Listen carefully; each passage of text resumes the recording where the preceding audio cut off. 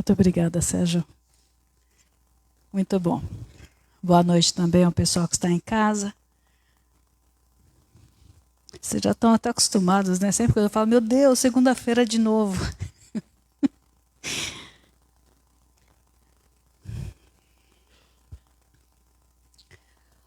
Em certo momento, que já estava muito próximo a partida do Mestre, já estavam nos últimos encontros com os apóstolos. Ele tem uma fala assim: hoje vocês são pequenos, amanhã vocês estarão emancipados. Quer dizer, ele estava preparando para que aqueles pequenos como nós, que têm habilidades, cada apóstolo tem uma habilidade, tem os seus vícios, mas tem as suas potências, fosse para o mundo. Ia chegar um momento que, de sermos cuidados, precisaríamos cuidar. É muito bonito essa transição, né? E teve um dos encontros em Betsaida, um dos últimos, que João Evangelista era aquele dos apóstolos o mais amoroso. Muito sensível, de uma sensibilidade assim, talvez, né, só Jesus no mesmo nível. E naquele momento ele estava ali sentindo a alternância da consciência. Então começa a expandir a consciência dele e aflora de maneira muito limpa a vidência. E ele começa a ver um espetáculo no mundo espiritual, enquanto Jesus estava ali, naquela reunião simples, falando sobre a vida, sobre a forma de encontrarmos a nossa liberdade. E ele começa a ver grandes pensadores. Ele começa a ver que tem mais de 3.000 pessoas na espiritualidade, iluminadas, que foram importantes na Terra, que trouxeram o seu legado de amor à humanidade, seu conhecimento, e ele começa então a sentir uma emoção enorme. Quando ele volta, né, para a matéria, vamos dizer que ele teve um desdobramento ali, ele pergunta para o mestre o que é amor. Porque a gente está muito confuso, né, nesse sentimento. Até hoje a gente está muito confuso. Eu acho que a gente sofreu uma lavagem cerebral tão séria sobre o romantizar, a questão realmente de novela que a gente vive, né? A gente procura filmes sempre com uma temática erótica, né? Uma temática que estimula os nossos sentidos. E o quanto que a gente realmente sabe amar. Parece tão simples, né? Talvez a única palavra que possa ter sinônimo com amor seja Deus, né? Eu acho que é o mais próximo, é o mais perfeito. Essa parábola é muito simples. Semana passada falamos sobre a parábola do joio e do trigo. É uma parábola aparentemente simples também, mas extremamente profunda. E essa também é. Ela é curtinha, ela fala assim: e quando entrares em alguma casa, saudai-a. Quer dizer, entre com respeito. E se a casa for digna, desça sobre ela a vossa paz. Mas, se não for digna, torne para vós a vossa paz. Quando entrarmos em alguma casa, o simbolismo é sempre muito grande, né? Não é só a casa de tijolos. Quando a gente tomar de contato com alguém, quantas vezes a gente conversa com alguém, às vezes com alguma intenção, querendo alguma coisa em troca? Quantas vezes, né, a gente entra nessa casa, a gente joga a nossa crítica, a gente fala as nossas opiniões, mas a gente não joga a nossa paz. A gente joga as nossas porcarias, me desculpem a linguagem horrorosa. Né? A gente não vai aberto para contribuir. Muitas vezes a gente está tão invigilante, a gente está tão sem noção daquilo que é prudente e daquilo que não é, que a gente joga as nossas inferioridades. E isso contamina. Fico pensando até onde aquilo que a gente chama de estresse é porque nós trabalhamos muito, corremos muito, ou o estresse justamente existe porque nós estamos em disparidade com essa frequência amorosa. Vamos lá. Amor, paz. Então, quando entrar na casa de alguém, se ela for digna, deite a sua paz. Jogue o seu maior tesouro. Vejam, gente, hoje, talvez na Terra, a pessoa mais rica é aquela que está em paz. Porque não lhe falta nada. Ela sabe lidar com o que tem. Os senhores estão em paz? Eu confesso que não. Busco ela, né?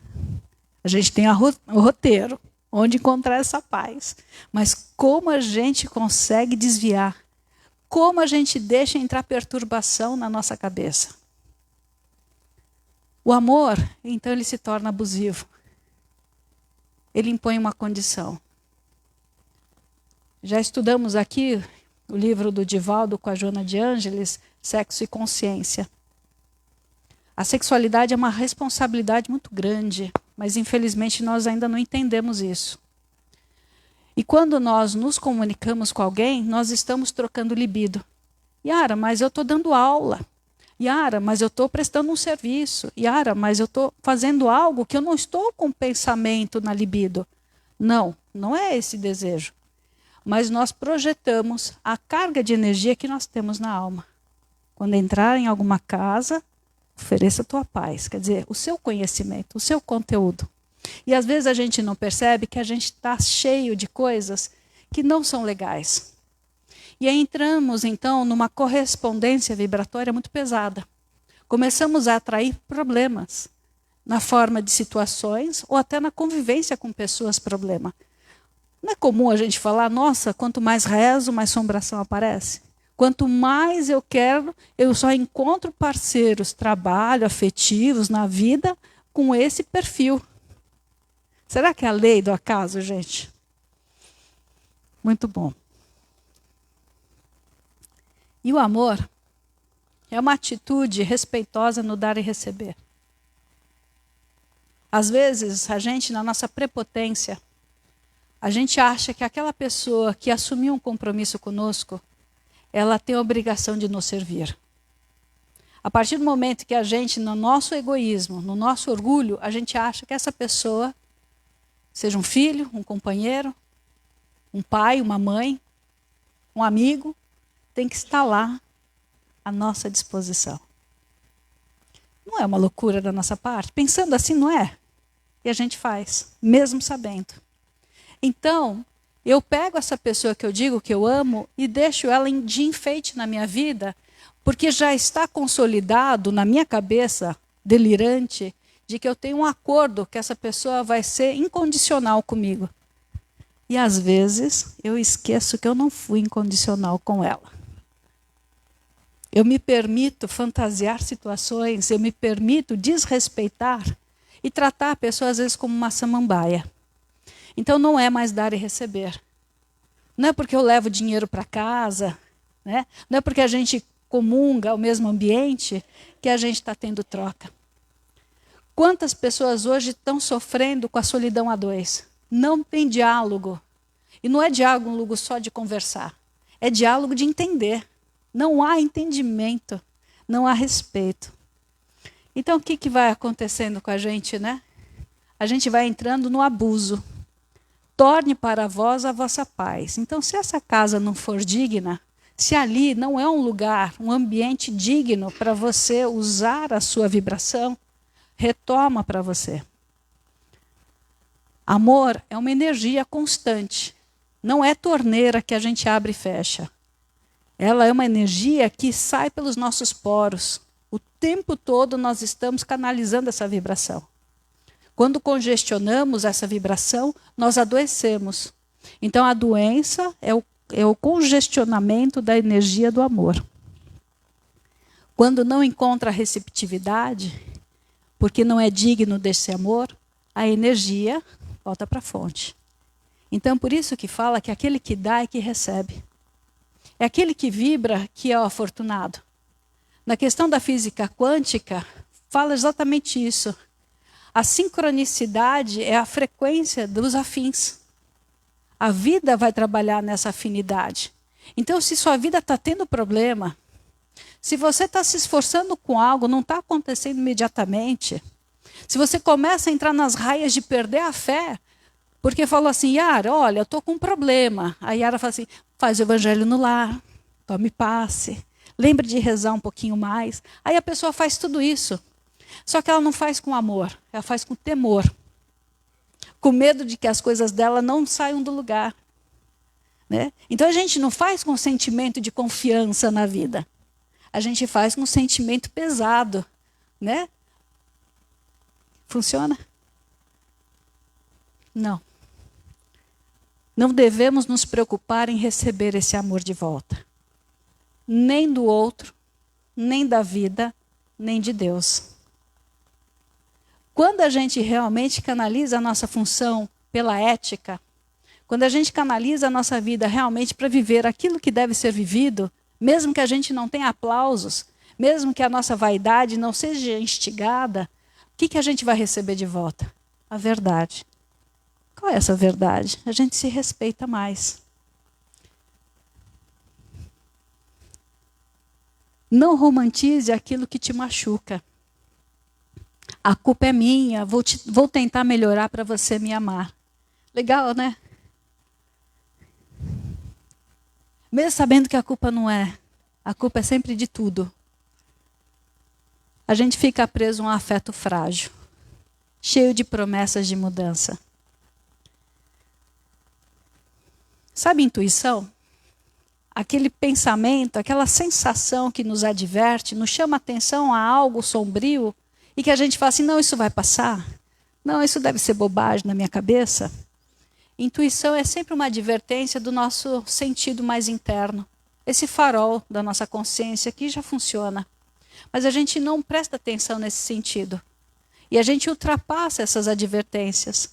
Então, vem a sensação de falsas promessas. Pelo desespero. Quantas vezes a gente não fez aquilo que deveria ter feito no tempo certo, as coisas se cronificam, elas perdem o controle, porque qual é o grande problema nosso dos ansiosos? Né? Qual é o nosso grande desafio? Não ter controle sobre as coisas, não ter controle sobre o tempo, sobre as pessoas, sobre os desejos. Né? A gente quer tudo do nosso jeito, como se a gente tivesse até que dominar Deus. A gente até dá ordem em Deus, faz isso, faz aquilo. Nós somos meio malucos, né? E se a casa for digna, desça sobre ela a vossa paz. Reciprocidade, retorna potencializado para nós. Por isso que a caridade é uma necessidade.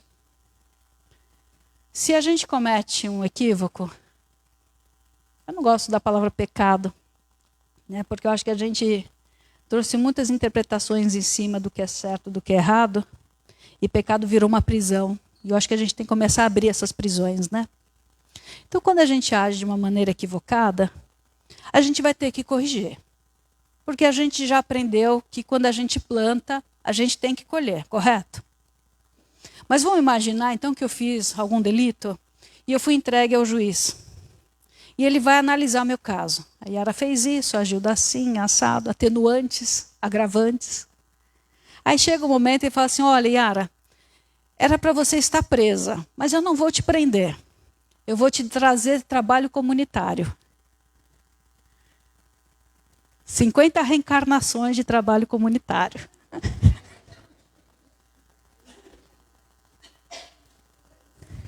A gente fica tão feliz que não foi preso, que a gente nem pensa, 50? E vamos pensar que isso chama reencarnações de prova. São reencarnações preparatórias. Nós temos várias reencarnações preparatórias, onde nós temos alguns desgostos, alguns enfrentamentos. Mas é para preparar, olha o nome da reencarnação, para chegar na reencarnação chave. A reencarnação é realmente do enfrentamento da nossa sombra. Daquilo que é perdoar no outro aquilo que existe em mim. Quando Paulo de Tarso fala que o nosso telhado é de vidro, que todos nós precisamos de perdão, e quando a gente perdoa o outro, a gente está se perdoando, em algum momento que a gente não enxergou, a gente está dando uma libertação para nós, não para quem recebe. Então aí a gente entra numa reencarnação onde tudo tem que ser suado. Tudo tem que ser trabalhado. Nada vem de graça. Às vezes nem o pão que alimenta o nosso corpo. Só que, qual é essa reciprocidade no amor? De uma reencarnação onde tudo parece estar escasso. Tudo parece ser difícil. O que é que alimenta? O que faz essa reciprocidade? É a única porta que existe, que é a fé.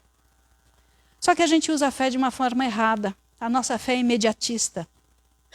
Lógico que Deus é Deus dos milagres. Lógico que Deus pode transformar a vida de qualquer um de nós. E por que Ele não faz? Porque justamente a escola é a dificuldade. Então esse pai precisa sentir a nossa conexão com Ele, não Ele se conectando com a gente. Ele já está conectado.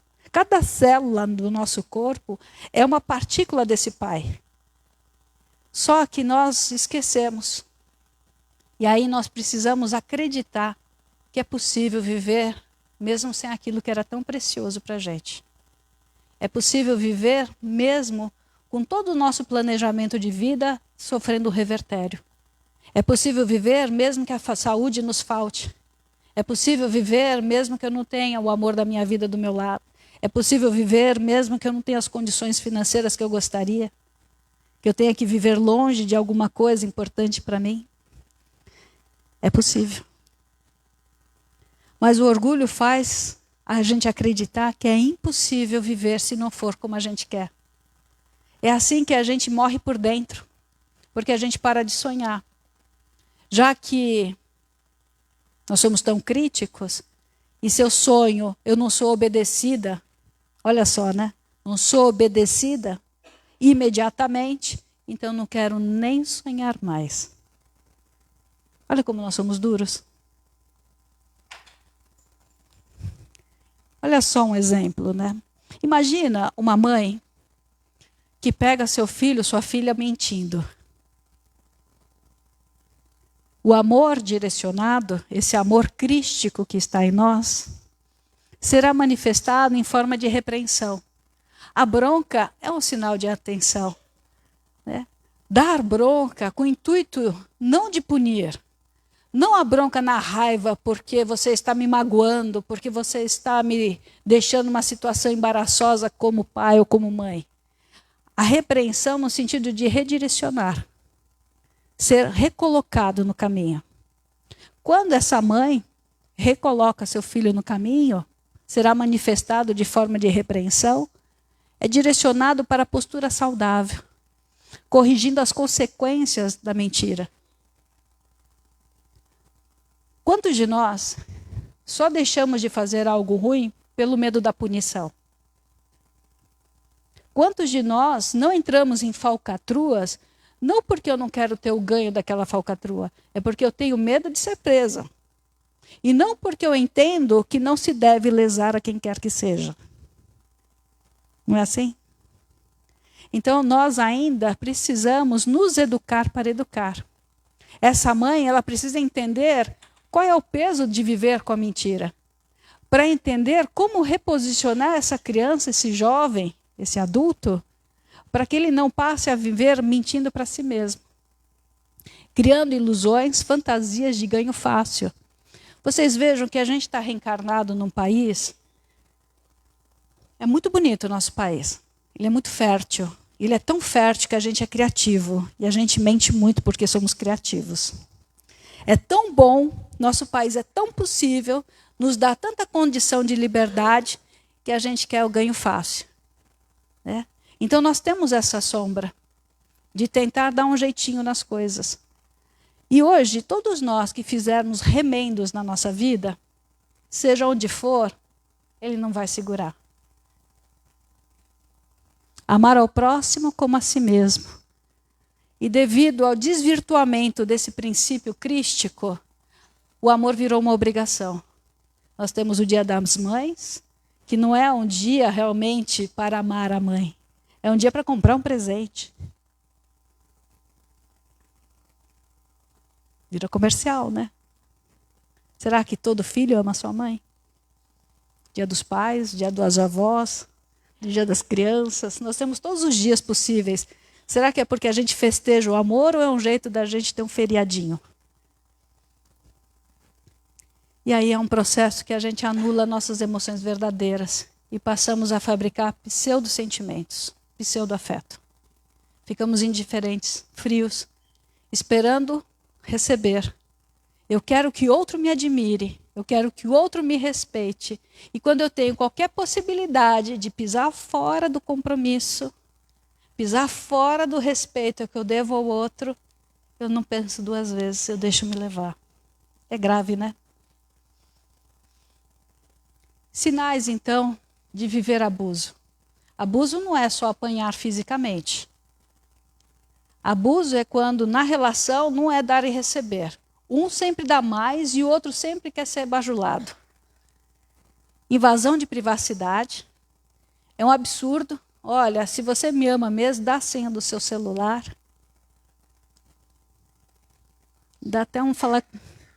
Manipulação do dinheiro, controle dos ciúmes, controle e ciúmes excessivos, agressões verbais, físicas, domínio sobre a vida, no abalo da autoestima. A pessoa que manipula afeto, ela nunca elogia. Ela sempre faz crítica. E crítica com escárnio, que é pior ainda, né? Ela sempre ridiculariza, tira sarro diminuindo. Ela nunca é capaz de validar o esforço do outro, né? Olha como nós estamos desprotegidos na vida de nós mesmos. A gente compete até mesmo com aquele que a gente ama. Eu não vou ler tudo isso aqui. Né? Eu vou poupar vocês já têm uma paciência, né, parecida com Jó. Me desculpe, mas não é desculpa que eu estou pedindo. Me desculpe, aí eu já justifico. Então, na verdade, eu não estou tão arrependida do que eu fiz. Né? O meu ego, ele começa a ser desnudado e entendo que tem um problema, mas ele já volta a endurecer. Aí eu justifico. E aí eu não tenho uma correção verdadeira, eu tenho uma guerra. Né? Porque eu vou estar sempre colocando os impedimentos para a reconciliação. Para a reconciliação com o meu passado, reconciliação com alguém, reconciliação com a minha vida afetiva, minha vida profissional, minha vida em qualquer âmbito que eu tenha que ser enfrentado. Pesado, né? Onde está escrito a lei de Deus? Eu adoro essa passagem, né, na pergunta 1944 do Livro dos Espíritos. Onde está escrito a lei de Deus? A resposta é curta e grossa. Na consciência. Então a lei de Deus está sobre todos nós. Desde uma criança até o idoso bem velhinho. Visto que o homem, pergunta 1944A, visto que o homem traz em sua consciência a lei de Deus, que necessidade havia de ser revelada? Olha que interessante. Se a lei de Deus está na consciência, qual é a necessidade de revelar essa lei? Ele a esquecera e desprezara. Quis então Deus lhe fosse lembrada. Nós turvamos a interpretação das coisas. Nós anulamos, enfraquecemos o poder dessa consciência, disfarçando a nossa atenção para vários tipos de apelos. E muitas vezes a dor, a decepção, a chateação, é Deus fazendo a gente lembrar de onde a gente veio, para onde a gente vai. Então, por isso que a gente prega tanto, bate tanto na tecla, que não existe punição divina. Não existe punição. Existe verdade. Existe a visita da verdade, que é a desilusão. E aí eu tenho que me reposicionar na vida. Então, quando a gente está muito saturado de depressão, quando a gente está muito amargurado, que a gente não consegue voltar a sentir o colorido da vida, é porque a vida está nos chamando a outro tipo de consciência. Alguma coisa da nossa ilusão foi quebrada. E a gente precisa se colocar de novo de pé. Não esperar que alguém nos levante. A gente precisa levantar. É uma necessidade existencial. Então, para encerrar a nossa noite, desincube-te dos compromissos, sem preocupação com aquilo que os outros pensam sobre ti, tuas ações, tua vida. És livre para agir, assim como te tornarás escravo do que faças, colhendo conforme semeies. O mais não tem importância, exceto se preferes valorizá-lo. Onde você deita a tua atenção, pode ser sua liberdade, ou pode ser seu algoz. Onde você para muito tempo pensando, questionando, se revoltando, se enchendo de raiva, ali pode ser que seja a sua própria sombra se manifestando, não alguém.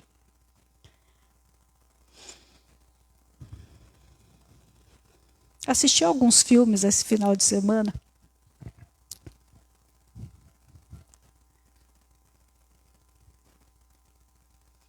E todos eles na linhagem evangélica. Não teria assistido voluntariamente, confesso. Mas a vida tem dessas coisas, né? Então fui assistir os filmes. E aí uma passagem que me chamou a atenção, até comentei bastante no caminhar do dia hoje. O pastor está de frente para um homem que perdeu a sua filha num acidente trágico. Uma menininha encantadora. E aí ele pergunta para esse rapaz que está em sofrimento: você pode sentir a raiva de tudo aquilo que poderia ter sido para frente, ou você pode sentir a gratidão dos poucos anos que ela esteve com você. É você que escolhe. Não é em tudo? Eu posso dizer assim: minha vida não presta por tal coisa. Eu não sou feliz porque eu não sinto tal coisa, eu não tenho tal objetivo. Mas eu posso dizer que eu consigo me ajustar, porque eu tenho tantos outros. Então veja que no final das contas, tudo depende da forma que a gente enxerga. Vamos fechar os nossos olhos? Vamos nos refugiar na prece. E esse refúgio não é por causa de ninguém. Não estamos fugindo de ninguém, pedindo abrigo por causa de ninguém. Mas sim pelas nossas fragilidades, que dão acesso àquele que ainda está doente. Então que o Pai da vida tire as vendas dos nossos olhos. Que a gente use esse corpo com todo o respeito que a gente precisa, pela ferramenta maravilhosa que ele é, mas que a gente saiba a medida do justo e do necessário. Que a gente não seja escravo da nossa vaidade. Que a gente aperfeiçoe nossa inteligência, os recursos do pensamento, mas que a gente não fique escravo da soberba, achando que estamos na frente de quem quer que seja pelo entendimento. Que a gente tenha uma fé linda, que a gente se dedique com muita devoção à causa do bem, mas que nos nossos lábios não saia a reprovação para aqueles que ainda não entendem a necessidade, da caridade. Então que a gente seja mais livre, mais leve, mais feliz. Pai nosso, que estais nos céus, santificado seja o vosso santo e divino nome. Venha a nós o vosso reino, seja feita a vossa vontade, assim na terra como nos céus. O pão nosso de cada dia nos dai hoje, Senhor. Perdoai as nossas ofensas, na medida que nós perdoarmos aqueles que nos têm ofendido. E não nos deixeis cair em tentações, mas livrai-nos de todos os males. Graças a Deus. Não esqueçam que sábado agora, dia 5 de agosto, nós teremos a festa da Seara na maneira de um workshop com várias oficinas gratuitas abertas ao público. Venham prestigiar, vamos trocar energia, vamos comemorar juntos esses 25 anos de trabalho da casa. Sejam todos bem-vindos. Ótima noite. Muito obrigada.